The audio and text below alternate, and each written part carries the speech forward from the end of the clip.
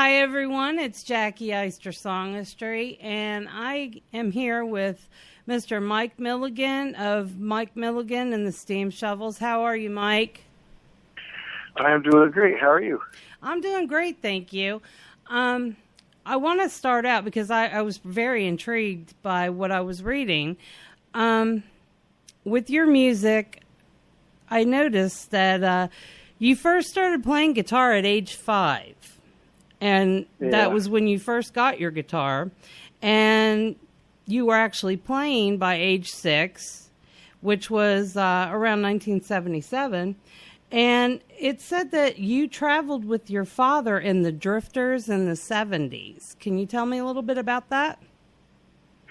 Yeah, my dad, whose also name is Mike, also, his band was the opening act for the Drifters from 76 and 77. I think that's about the time. Mm-hmm. 75. Yeah. Anyway, they were the opening act for the Drifters at the time, and they stepped back and they were the Drifters backup band. So they performed all the Drifters music for them while they came out. The Drifters came out and sang. And my brother was just 1 year old, and I was 3 or 4. And traveled all through the southern United States, Alabama, Mississippi, Arkansas, doing dates with them. We were just little kids, with my mom riding on the bus. Mm-hmm. Kind of always felt like I picked up something while I was down there and on that trip. But as a little kid, all those trips when I was little, kind of, I don't know, it was interesting being that part of the country, and always felt like I absorbed something on that trip as a little kid. Well, yes, you did. Yes, you did. And your music is actually, it's different. And it's completely different from what you hear, because the combination of, it seems like groups or the sounds and the mixtures of what you're using. I can honestly say, with your song Fool No More, and the reason why I'm bringing this up, because I want everybody to hear this music, and it's different. It's definitely unique for blues. I will say that. You have that, you're welcome, hon, that classic 50s sound for Fool No More. And I was guessing at Brian Setzer, but I hear Johnny Cash in there. I think what you're hearing, now that you told me what song it is, Fool No More was recorded in a manner, and I wrote that song with Brian Setzer in mind, the Stray Cats. Mm-hmm. Also Dick Dale. It's kind of a westerny surf sound. Mm-hmm. And at the same time, it's the Sun Studios, which Johnny Cash did a lot of his recording, and it's that Sun Studio flatback on the vocals. It's like a little echo on the vocals, a little echo on the guitar. Yes. That's kind of the Sun Records sound, and that's what I was going for on that particular song. So that's not typically my sound that you hear me do.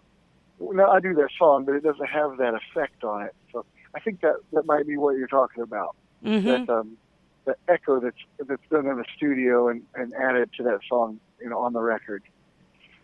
Right, but what it is that classic 50s, that bluesy mix that they had that was happening at the time. It's you're bringing that back, which is really, that's a great concept, first of all, because I think it's showing your versatility as a musician and how you can reach all the way back in time and then bring it forward and then add your own originality to it. It's a great song.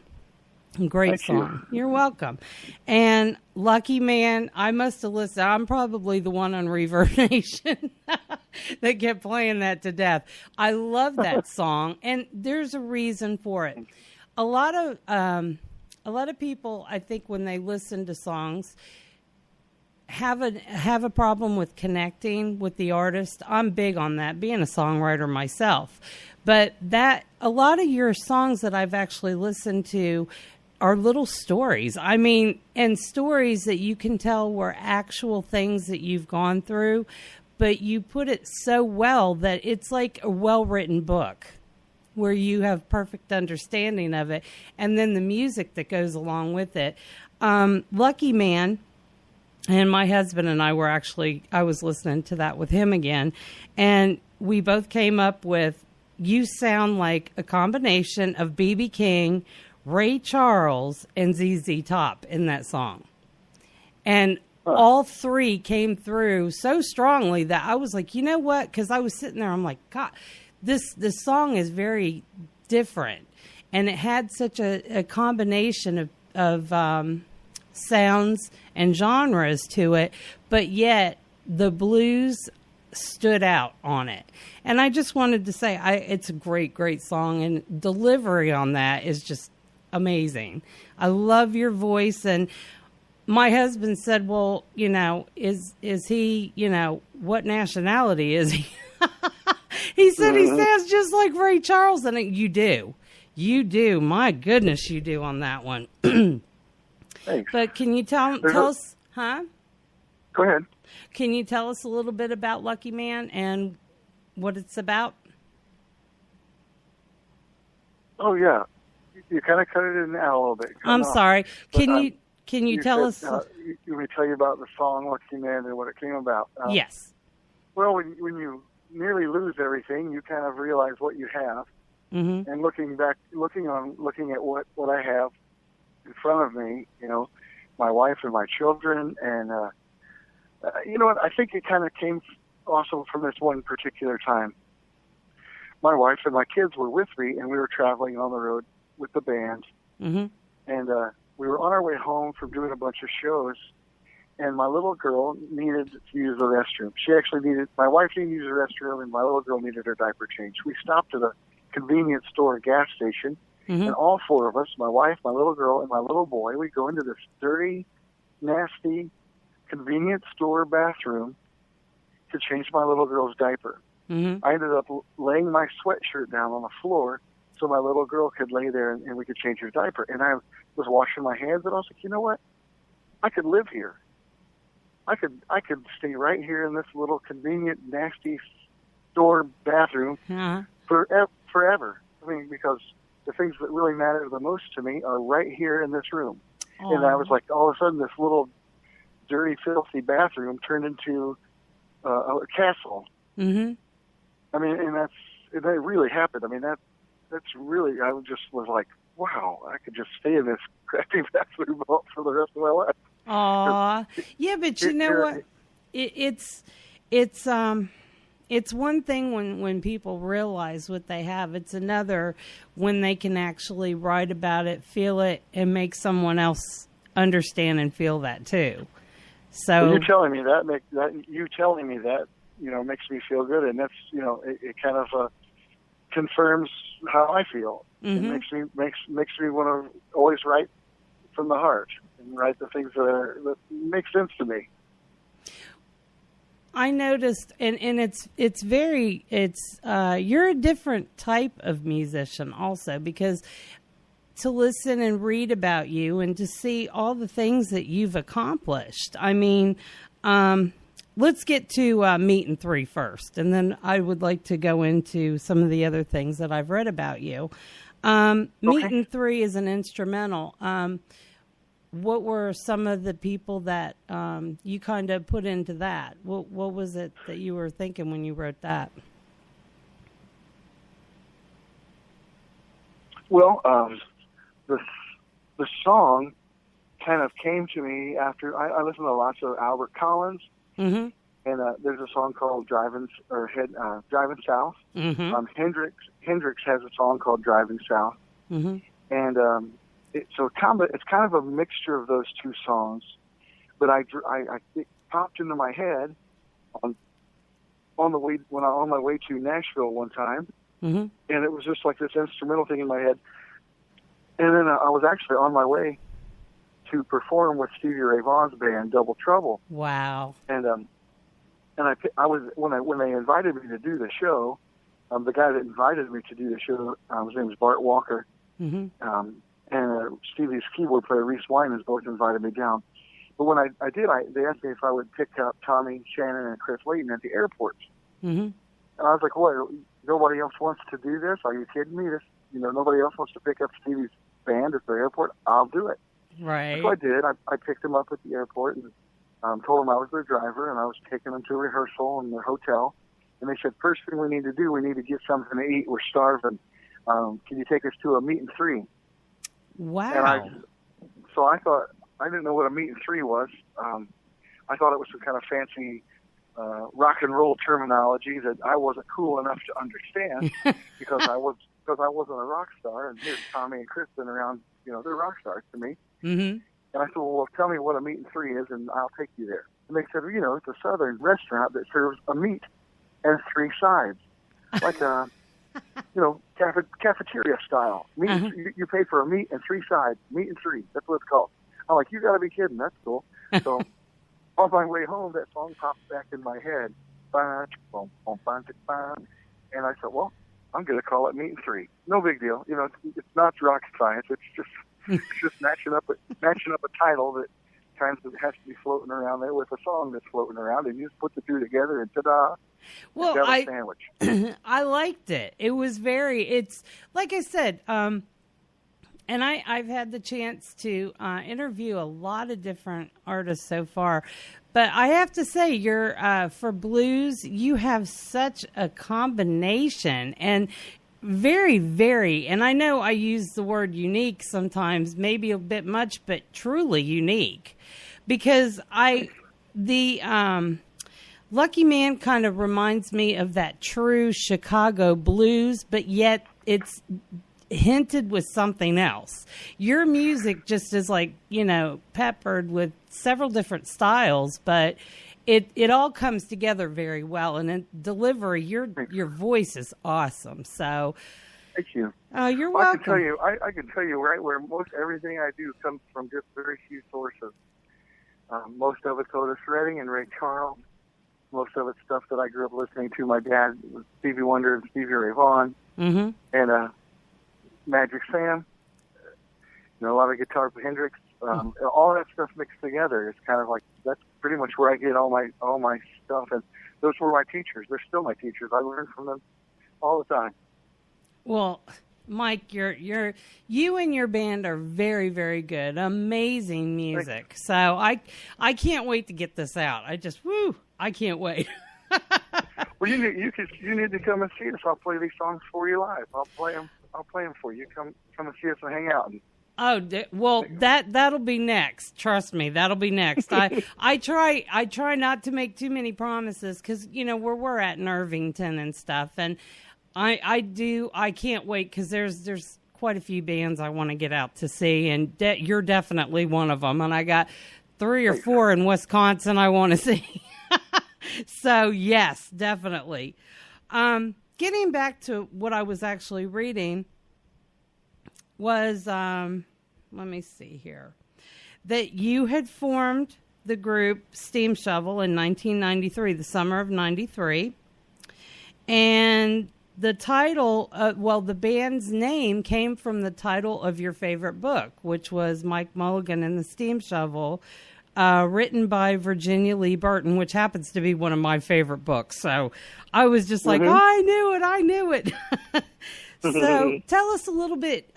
You got your songs to the family? I know what you're talking about. Yeah.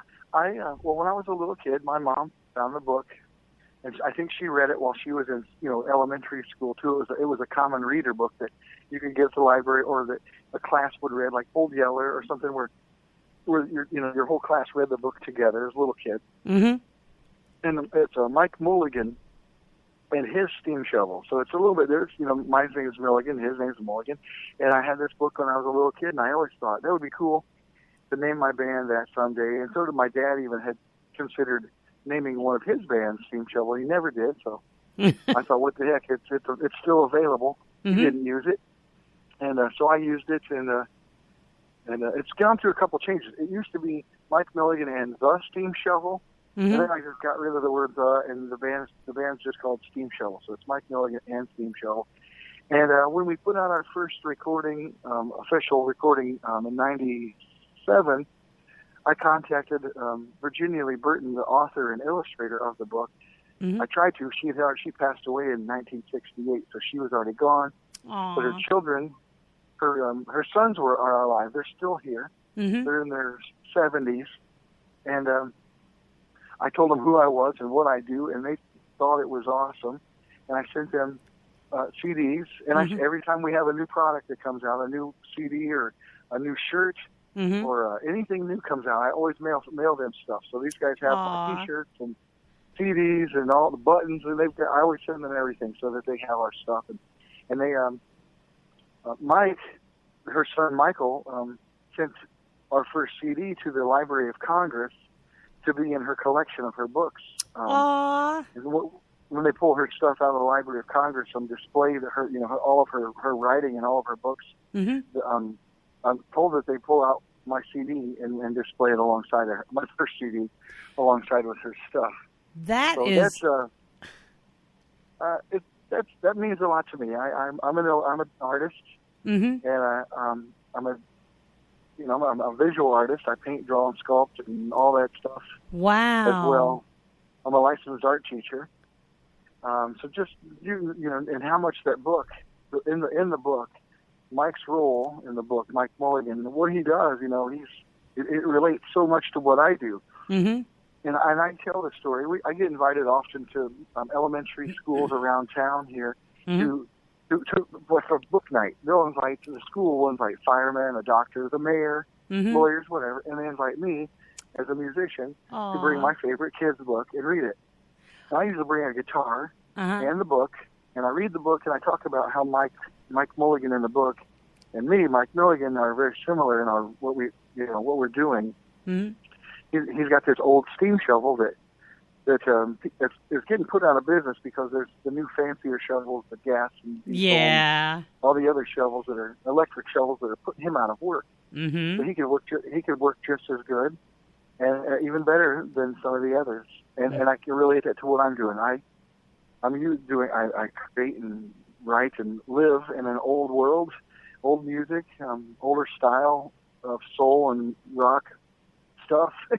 Yeah. And I'm up against rap and heavy metal and electronic music and whatever's on the radio, which is not me. I'm kind of up against that stuff. And so I kind of always related. I'm competing with DJs and other types of music just as much as Mike did in the book. You're competing with the other forms of shovels that were out there. Right. And, I have to say, it seems like, though, when I'm reading through the sites, the fans that you have are just like, they're your fans and your fans only. Do you see what I'm saying? So the obvious base that you've built quite a base, obviously, and I'm very taken by your music. I'm proud and extremely over the top being able to actually sit down and talk to you, and I thank you so much for that. Well, I appreciate you.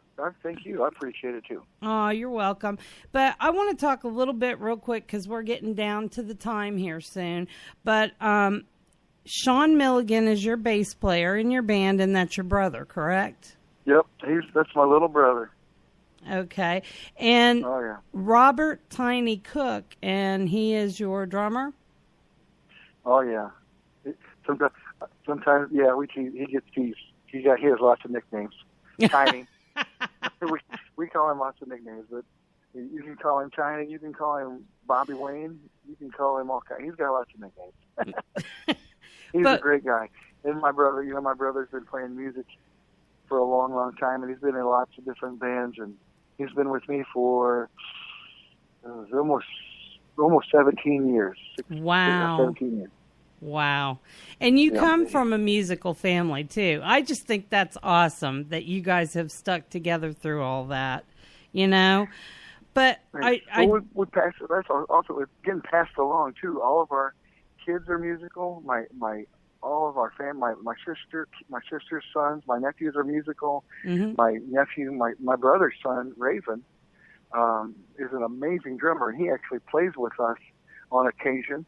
when Tiny's not available, and he's 14. He's been playing with us for about 10 years on and off. Even as a little kid, playing like not just sitting in on one song. I'm talking he'll play the whole night with us. Wow. The Red Hot Chili Peppers called him. Chad Smith from the Chili Peppers invited him to sit in with them one time. Just all kinds of cool stuff going on, and with our families and all the musicians we know. Our drummer, Tiny, his son, just graduated from Indiana State as a music instructor, and he plays drums with us all the time. It's just we got lots of. Hey, when I'm done doing it, it's going to keep happening without me. That's for sure. Somebody else is going to keep going. Well, hey, that torch.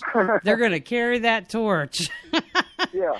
Okay, real quick, I want to bring up something, which is I see here that you guys had won Best Blues Band at the Slippery Noodle Inn in 2002. And it was Crossroads Society. You know how those contests work. Mm-hmm. The winner always gets accused of not being very good, and it was rigged and stuff. So I really don't. I mean, it was an honor to win that because I actually knew all of the judges. Mainly, I knew the judges because I've been doing it so long, and they were all reputable judges, and I just knew them because I performed at that club for 10 years. The judges knew me from performing all over the state and all over Indianapolis. So, it wasn't like I didn't know the judges. Right. And they knew who we were. We went in there as professionals and we knocked it out of the park. But it wasn't a popularity contest. But still, I just don't hold too much weight on those. I probably ought to remove it from our information because it was a big deal to win that, and they sent us to Memphis. With the Memphis competition, when we got there, our judges were a little intoxicated. They really weren't capable of judging the contest when we went to Memphis. I don't believe that we got a fair shake there. Well, and at the same time, it's a contest, and in Memphis, I was like, I don't know these people, I don't know their credentials, and I don't really care if they like me or not. But I do think winning the contest way back in the one in Indianapolis a long time ago, those judges were some of the most reputable and credited judges that I could think of. One of them was Charlie Noble, who used to own the Key Palace Theater. He passed away a few years ago. One of them was the president of the Indiana Crossroads Blues Society at the time. So it was a great time to win that, but at the same time, yeah. Well, I'm going to tell you, in closing, and I mean, I can't say that I'm like the connoisseur of blues or anything, but I do sing the blues. I've written, quite a few songs, but coming from an outsider, and I happened to be, going through the internet, and I was looking for music and stuff, trying to get a hold of artists, and when I found you, I sat there and I just kept hitting play and play and play. I'm like, wow. And in my opinion, you deserve that and more. Well, thank you. And if Stevie could, appreciate it. I mean, I do believe.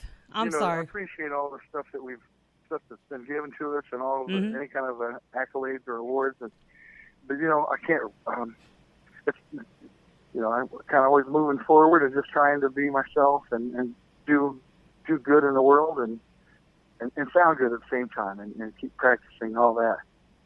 Well, Mike, I think you've accomplished a lot more than you're giving yourself credit for. You and your band are outstanding. As far as I'm concerned, I'm like, wow. It's not, and the artists that I pick, when I pick them, I listen to everything. I listen to lyrics, vocals, music, stuff like that. But it has to be something that catches my attention. And because I have like that little, thing going on, that whole woman thing. When you reach a certain age, you're like, yeah, and you kind of mosey along. But I really, really enjoyed your music, and I can't wait to hear more, and I certainly can't wait to come out and see you live. But Is there anything you would like to say? Because we do go out. I actually have quite a few people that are listening, but do you want me to go ahead and I'd like to give where you're going to be for July, if that's all right. Okay. Okay. You guys can see Mike Milligan and Steam Shovel. You can see them July 9th, Saturday at Soda Fest, and that's 2406 East 500th Street, and this is in Cutler, Indiana, from 7 to 8. It's all ages. July 12th, Tuesday at Kokomo, Jackrabbits baseball game, home run derby. That's at 9 p.m. The 22nd of Friday the 22nd, Tumbleweed Connection, and that's in Dayton, Ohio. 23rd of July, Saturday, the biggest block party, which is all ages, and that's downtown Columbus, Indiana, from 8 to 9. The 29th of July, Friday, at Hayes Smokehouse, and this is in LaSalle, Illinois. And July 30th, Saturday, at Starved Rock State Park, live on the veranda, and that's Utica, Illinois, from 8 to 11. Now, is there anything you would like to add? Funny thing that you mentioned the Jackrabbits game in Kokomo. I'm sitting in the third baseline practically right now. I was looking for a quiet place to talk to you, and I'm out riding my bicycle, and I ended up at the Jackrabbit Stadium right down near downtown, and it's nice and quiet here. Cool. We are doing another great show over near Lafayette, Indiana, coming up in August. It's called the Music Matters Festival, and it's an all-ages camping situation, too. It's an all-ages, all weekend, and you can find that all that information on our website. I don't have it in front of me. That's fine. That's fine. I'm going to put up some of your stuff. Basically what I want to do is I'm looking so forward to you guys listening to Mike Milligan and Steam Shovel. You guys are going to love, love, love, love his music. But you can also purchase his music. I'm going to be putting up the websites, and there's also merchandise. And please get out and go and see him. Check out the calendar and all, because I know I'm certainly going to get out there as soon as I can. And Mike, I just want to say thank you so very much for sharing this time with me. I really do appreciate it. Well, same here, Jackie. I appreciate you making it happen and talking to me and letting people know about us. I really appreciate it. It was a great time. Thank you. Real quick before we go, I do want to say you build guitars. Would you like to talk about that for a few minutes and let people know that you do that also? Yeah, I can do that. Okay. A friend of mine who also builds guitars was wearing a T-shirt yesterday, I saw, and his T-shirt said, "My wife said I can't buy any more guitars," but she didn't say anything about building them. So, well, building guitars come out of my own, something I wanted to build for myself. There were some things that I wanted, and that I could not get from a factory, like any guitar factory or any shop or any name brands that's already existing. Mm-hmm. So I found a shop that actually will make the parts and pieces for you. You design them, and they will build them, and they send you the parts, and you get to assemble them and put it together and actually create an instrument that's going to work Wow. for you. And the ones that I've built from the pieces that I've designed are actually nicer than any guitar I've ever seen ever. I mean, they're just amazing. You can do just anything you want. So, and I usually end up slapping my sticker on if somebody's ordering one of my guitars that I designed for them. Mm-hmm. And all I'm doing really is putting them together, doing the electronics, and setting them up for the player, making them work, just because I do that for myself. Mm-hmm. It's called, I just call it Milligan Musical Instruments, and we build solid body guitars, and can do just about anything you can imagine on the planet. Do you have an email address that you can give out? I do have an email address. But it mostly is our booking thing. If you're on Facebook land, you can look up the band, and you can look. If you find me on Facebook, you'll also find everything else that I'm attached to. Okay. The steam shovel and the Milligan musical instruments, and just everything else I've got my hands in. Kind of keeping me busy. Oh, yeah. Yes, you're a very busy man. That's for sure. My goodness. Woo. Well, Mike, thank you very, very much. And I do appreciate you hanging with me. And for everybody out there, the first song you're going to hear is Fool No More. And the second one will be Lucky Man. And the third one is Meetin' Through, which is an awesome instrumental. And again, this is Mike Milligan and Steam Shovel. And Mike, thank you again for being with me. Thanks, Jackie. Thanks, everybody, for listening. Hope to see you guys out soon. Again, this is Jackie Eister Songistry, and I'm signing out. I will see you guys Friday night, 9 p.m. Please listen in. This is tonight. What am I talking about? And you guys are going to hear some really great music tonight. So thank you very much for hanging out. And, Mike, you have a good day. You too. Thank you.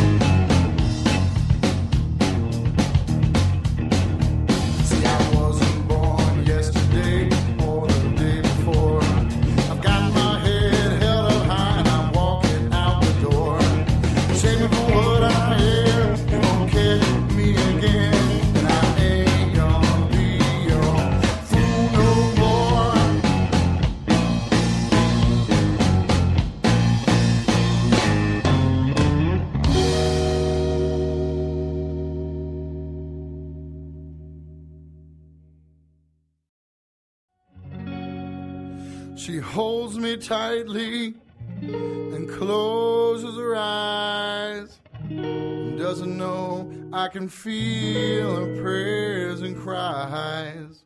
If she only knew the wrong I've done, she'd pack her bags and have the right to run.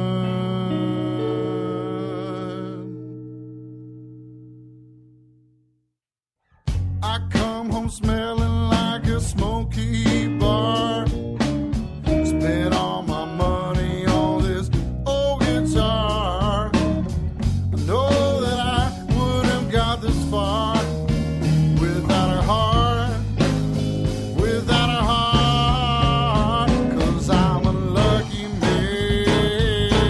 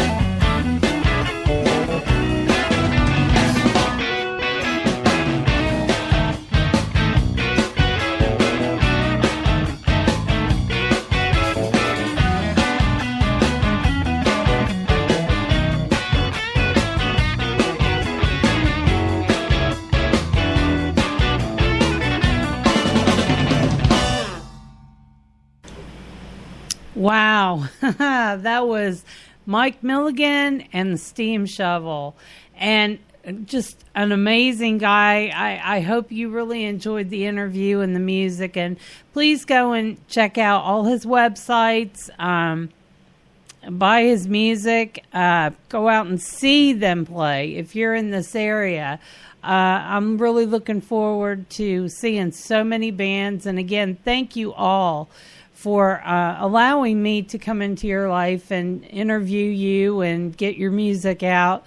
And I really, tonight is one of those nights that I think my star is actually shining. Yay! So thank you so much, Mike, and thank you to everybody that I actually got to put up today. And it's going to be a wonderful evening. So you guys enjoy your night and have a very happy and safe 4th of July.